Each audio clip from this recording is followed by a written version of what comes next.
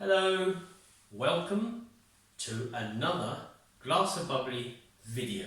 This time it is all about the Pinot Noir grape, and here today we have 5 Pinot Noir sparkling wines, and we want to just take a look or take a taste, take an aroma kind of thing on each of those wines to see how the Pinot Noir performs. So what we're going to do is I've got France here, I've got Spain, we've got English, we've got Austrian, and we've got Italian. Let's do back front. Let's start with you first. Let's try this one here. So this is the MasoMartis Rosé extra Brut, Trento. Trento Dock. So really good area of Italy, the northern part of Italy.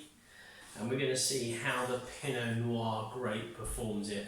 For me, the Pinot Noir is a very it's a fantastic grape. It's loved the world over, and it's all about, especially in sparkling wines, especially in the rosé. So not the white wine, but the rosé.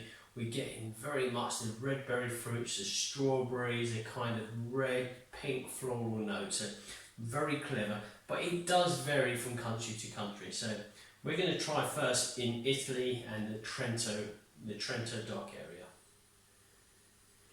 Is this a vintage? I think this is a vintage 2016. So initially, I've got a smoky red berry fruit aroma. And all of these are in fact 100% Pinot Noir. So we're really getting the character of the Pinot Noir here. Nothing else kind of ruining that kind of flavour or changing that flavour. So then it's all down to the terroir in how it affects the grape. So definitely a toasty, a smoky, half-burnt toast character with fresh red berry fruits pasted on top. Very, very good, very tempting to taste, very meditation style, classic and elegant style. Colour wise, relatively warm in colour. We've got the wine very well chilled down here. We kind of got a warm pink salmon colouring, but it's very chilled. Our wines are very chilled.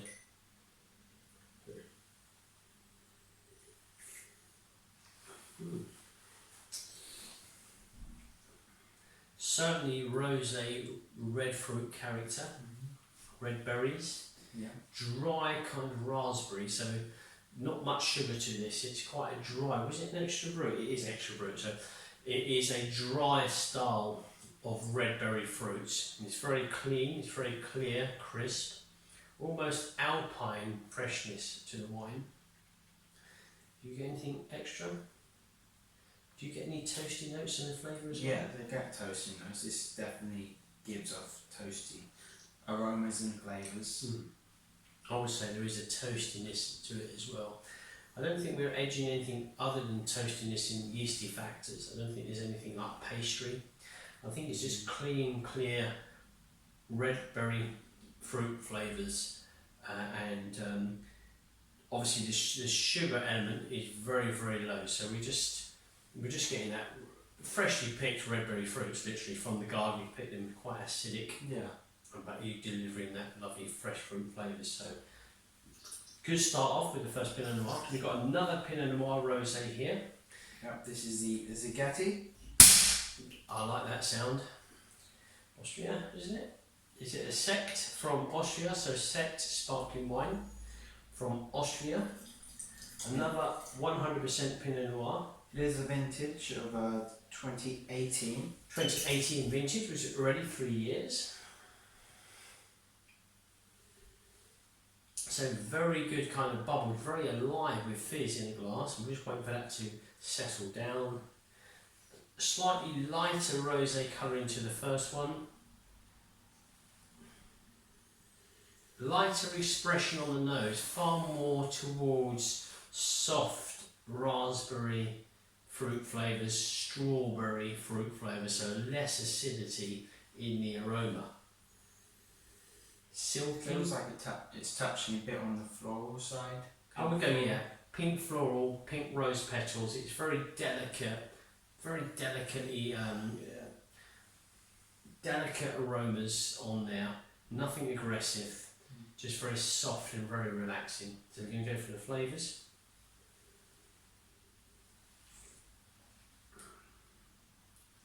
Similar.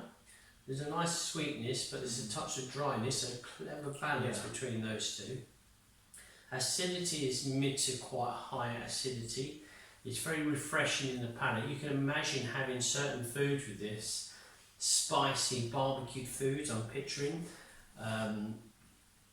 edging towards kind of mild curries. This would be very good at cutting through the spiciness of food. So, but it's fresh, it's crisp, it's live with fruit flavours over anything that you would feel is added sugar. Clever winemaking. Yeah. Nose is really, really good, and the flavours, yeah.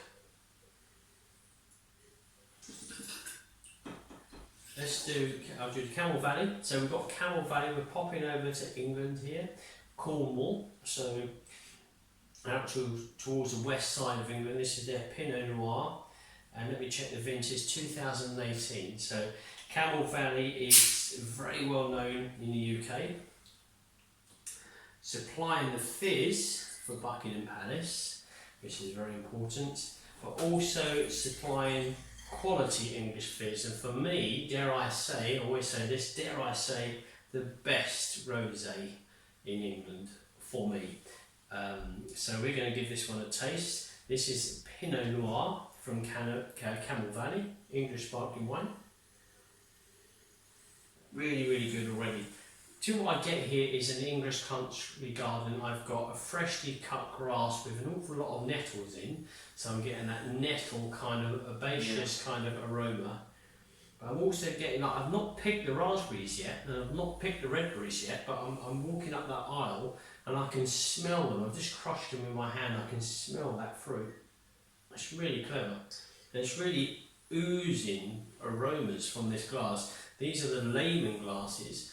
Wonderful kind of glasses for tasting wine, a massive bowl there that allows the oxygen, it allows the wine to breathe in that glass. So I'm walking up an aisle there, I've just cut the grass, I've got the lovely kind of smell of that, a couple of nettles in there which I shouldn't have if I've got the perfect lawn, but we have. And I've walked up the kind of fruit aisle and I've crushed a few of those red berries and raspberries. That's just on the aroma, I've yet to do the flavour. Sorry if I'm overtaking you. No, Do cut in. Perfectly said.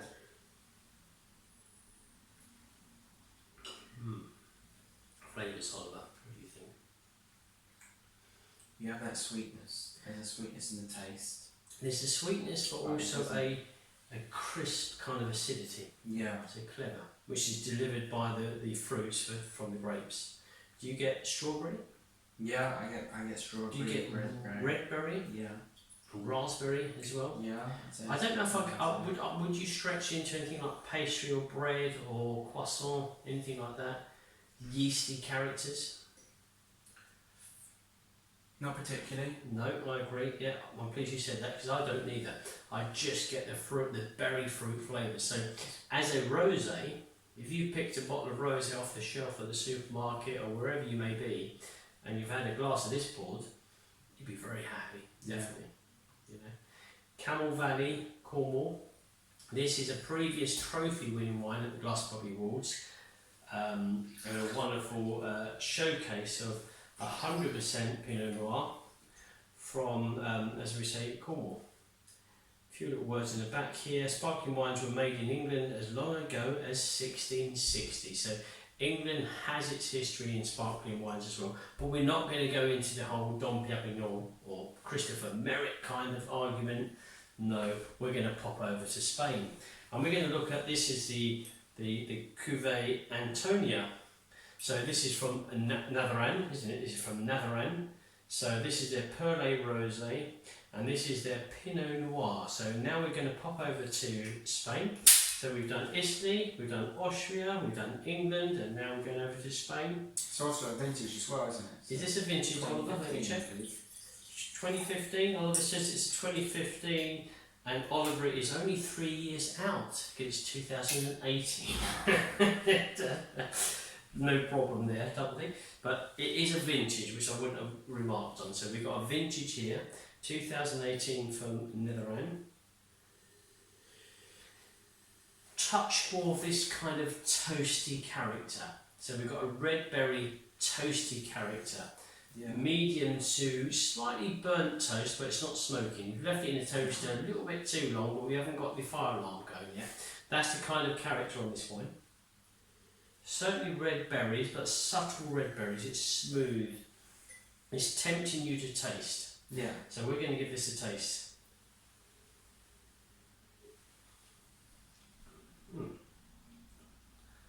Oh, it's a little bit different than what I expected. It's far more subtle and harmonious. It's very calming. Raspberry, strawberry, but I'd say very relaxing. Yeah. Very meditational. It feels like it. Yeah, it feels like it has it's like a dry sweetness. It's a dry sweetness, so it's hard to explain. But there's a Yeah. sweetness there, but it's dry. But it just seems very natural. So you've had a mouthful of this wine, and you can just sit back, and then you're just going to relax in the sun. And it's not too aggressive. It's not playing with your palate too much. It's a perfect glass of English rosé. English rosé? No, perfect glass of rosé. Spanish rosé. It's not aggressive in any manner. I don't think it'd be very good for foods. I think it's just a glass of sparkling fizz from Spain, just to sit back and relax in. I don't think it's got enough character to cut through anything compared to some of the others. So lovely balance of flavours there. Really enjoyed that. I'm just going to give it another sip. Or slurp. That was Keith Floyd would say. Very creamy. So even here, just going to add a couple of notes to that. Creamy in the length and texture. It's just fading away. It's still there in my palate. Incredible. So a wonderful length on this from Navaren. So the last bit we're going to do is de Water, and this is their rosé. So we're going over to France, and probably the most well-known sparkling wine region in France, which is the Champagne. We're going to go Champagne de Water, the rosé, which we did a recent we did a 50 Shades of Rosé tasting just the other day, and the de Water rosé finished 3rd place for the top rosé sparkling wine, so they did very well on that. So we're going to taste their Premier Cru, and this is their Pinot Noir Premier Cru. So Pinot Noir, very popular grape in the Champagne region. So the Champagne region primarily has Chardonnay, and then we've got the two darker grapes, the black grapes, which is the Meunier, Pinot Meunier, now called Meunier, and the Pinot Noir. Now the Pinot Noir really delivers that kind of red berry aroma and fruit kind of taste sensation. So we're going to give de Water a go. You get those toasty and raspberry notes. Toasty, I was going to take toasty red berries, but I agree, toasty raspberry notes, definitely that toastiness character on there. I think that's it. I think toasty, red berry, raspberry notes on the nose. It's quite clean, it's fresh, but that's all that I get, is those two kind of tasting aromas. Let's go for the tasting notes.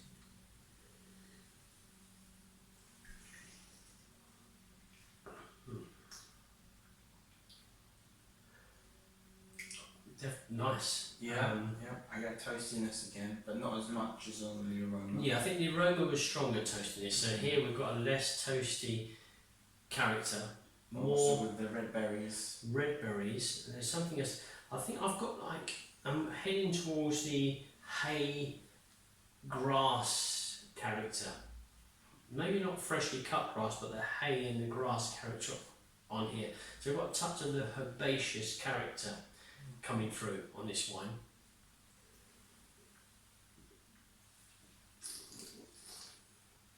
But I think if you're at a really nice restaurant, wherever that may be, you just want to have a chill out moment, you want to have a glass of rosé, especially if it's a nice warm day, summer's day, a bit of sunshine, this would be very, very good. You don't have to think too much about the wine, it's just delivering that rosé character. It's smooth and relaxing. It is smooth, I must agree. There's no, it has acidity, but it's not too aggressive. It's kind of shrinking that palate, tightening the palate. It's just smooth. You could have some food with this. Very basic, not too heavy spiciness, so maybe like Thai foods, sushi. Nothing too heavy, this would go well with, but just as a glass of rosé on a nice day, summer's day, then the water here. Yeah. Really good. I think they're really good. They're all very different in character, these 100% Pinot Noir sparkling wines, and it's very hard to pick a favourite. Would you have a favourite? Oh, that is a hard one. I might just edge towards the Champagne de Water. You like the Water. I mean, it is difficult. I mean, I did like the MasoMartis here, which was that the vintage? That was 2016. But I would say if I was given this lineup here, and one of these was my substitute to bring on the 90th minute, and I needed that one goal to equalise, I'd pick the Camel Valley. I would pick the Camel Valley. So there we go. Well, there's no arguments here, but they're all splendid, and each of them are a really good example of Pinot Noir. Thank you.